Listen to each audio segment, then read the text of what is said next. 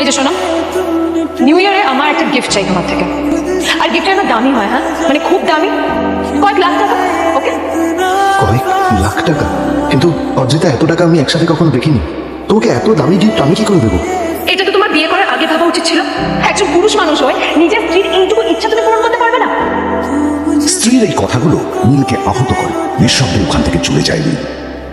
दुआ भी लगे ना मुझे, तवा भी लगे ना मुझे, जब से दिल को मेरे तू लगा है।